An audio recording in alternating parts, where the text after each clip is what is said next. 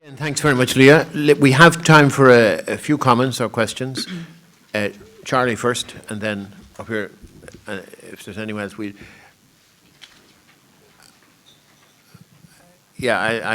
Hi, Catherine, Charlie but Flanagan. okay.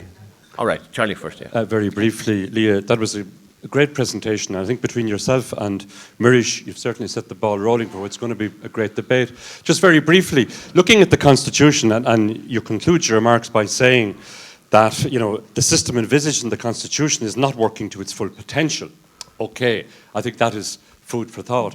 One interesting aspect of the constitutional provisions relating to how we do our business is in relation to the Ceann Comhairle, a position as chairman that I feel is most underrated. And if there is going to be any meaningful Dáil reform, that position must be centre stage. The Constitution mentions the chairman or Ceann Comhairle twice, but significantly it doesn't refer to its powers. And I'm wondering, would there be merit in introducing a constitutional change that will enshrine the basic fundamental power, or indeed recognise the importance of the position of the Ceann Comhairle as Speaker, as independent arbiter of business, of guardian of the member, somebody who can actually drive or ensure the balance between the Parliament on the one hand and the overreaching, overarching, all-powerful government on the other.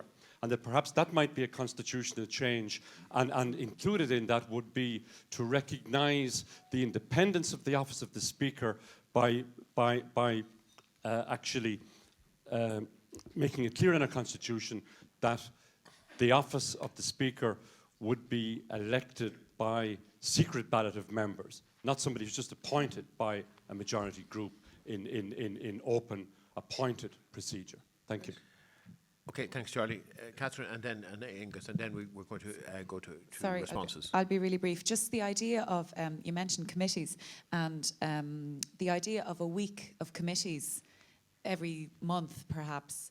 At the moment, I think a lot of parliamentarians find it very difficult to actually even get to their committees on occasion, or to spend the requisite amount of time at them. And I've heard the idea mentioned a good number of times that we would have 1 week in the month for committees. I know they do that in Estonia, for example, and some other EU members. So I just was interested in your comments on that. And then just on the inquiries, and in particular the banking inquiry, I mean, I find it difficult to believe that any politician wouldn't have expressed some dismay at the banks in the last number of years. And I don't think there's a citizen in the country who hasn't expressed their views, for want of a better word, in relation to the banks. And we've all maybe overdosed on outrage when it comes to the banks. So what sort of an inquiry can we set up? Are we going to have a number of politicians who have no interest or maybe aptitude for banking matters sitting on these inquiries? You know, I think there might be a slight danger of that. Thanks. Thanks, Catherine. Angus. Just three very brief bits of information.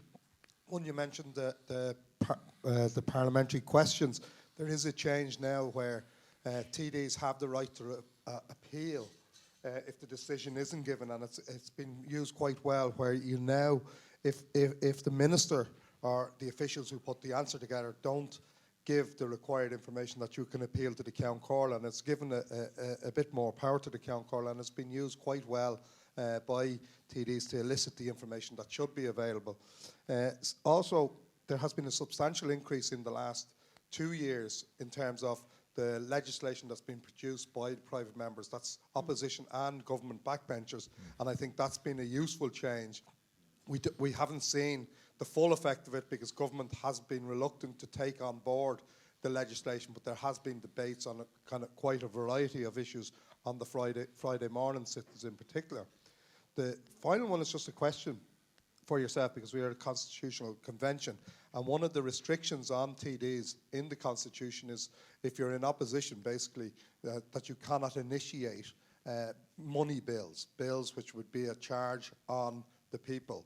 And that's a restriction in itself, but it's also reflected in the standing orders further, that we cannot even make or put amendments which would be a charge on the Exchequer or a charge, even if those amendments are positive or practical changes. We as opposition, TDs in particular, find that very frustrating, and it means it limits the debate on legislation, changes that you might require, even if it is to the advantage of the government. So sometimes you have to try and persuade the minister to take it on board themselves and submit an amendment, which if a bill is being rushed, it means it's not going to happen. Thank you.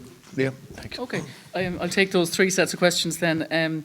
Just first in response to Charlie, in relation to the Office of the Count Gorla, I actually think that's an excellent suggestion. The notion that you might somehow put a bit more detail in the Constitution about what the Count Gorla is meant to do, and in particular the hallmark of his independence. So I do think that's something we could look at a bit more. In relation to the secret ballot, the position there, I suppose, is a little ambiguous in the moment, insofar as some people would say that the current Constitution implicitly expects there to be an open ballot on the Count Gorla. So it doesn't exactly say that, but it does kind of say that decisions in the Dáil are meant to be taken by members present and voting. And you could say that that tends to suggest that it shouldn't be a secret ballot, but that's kind of open to debate. But certainly that's the view that's taken in the standing orders, as you know. But I suppose the only question then would be in relation to sort of the perceived transparency and confidence, public confidence in the office. Some people might suggest that if you had a secret ballot, that they mightn't necessarily trust the whole election process as much. But it's an interesting point, and we can maybe look at later. In relation to Catherine's questions there, the first about committees, I think that's a really good idea. I mean, the Constitution only puts a very bare minimum for the Oireachtas meeting, you know, a few times a year or whatever. And in fact, it doesn't set any ground rules for how often it has to meet, or it doesn't even mention committees, as I said. So that's something that could be done within the current set of rules. And in relation to the banking inquiry, I mean, that's a very good point. I think all of the members who would be sitting on the banking inquiry would have to look at their public record and have to trawl through what they actually said in public before they satisfied themselves that they could sit on that inquiry, and that can be quite tedious. It seems like a very extreme imposition on politicians, as I said, but on the other hand, it's understandable as well that the right to a good name under the Constitution must mean as well that before somebody is publicly blamed for something by a group of politicians, that they could have some confidence anyway that the politicians hadn't already made up their mind about it. So it is a difficult one. In relation to Angus's points there, that's interesting about the CC appeal process that's underway, and maybe Kieran Coughlin can give us a bit more detail about that later on as well. But that's the kind of thing maybe we could be looking at, the notion of maybe fleshing that out a little bit more, and in other words institutionalising the notion that there has to be real effort made and a degree of honesty in answering parliamentary questions. As regards the private members' bills, I totally accept that. There have been a lot of increases in that area, but I think that the resources are very minimal in comparison to other parliaments, as I said, where you have a whole parliamentary team helping those members.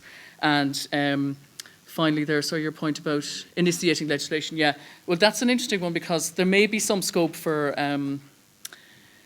you know, more in debate and so on for members making suggestions like that. Like, I mean, you have the constitutional rules where the government really does have the upper hand in kind of initiating financial legislation, and then the standing orders go into more detail there, where they say every kind of such suggestion has to be initiated by a member for the government. But on the other hand, there's certainly a scope there for maybe recommendations being made by deputies, and then they in turn could be formally initiated by the government. I don't know, something we can maybe look at in the afternoon. Okay. Okay, thank you very much, Lia. Thank you. All right. No, I'm sorry, Thomas, we're going directly into, because we've already eaten a bit into our time for discussion. And the reason we scheduled a discussion as early as this in the day is because we realised with these first two presentations, you were going to be in receipt of a great deal of significant information. And I think at this stage, while it's still fresh in your mind, it's time to have a discussion and, you know, try and weigh some of this information up. So if you would now move into discussion, and we'll continue in discussion until 11:30 when we break for coffee. And the experts are available for consultation for anyone who wants. Thank you very much.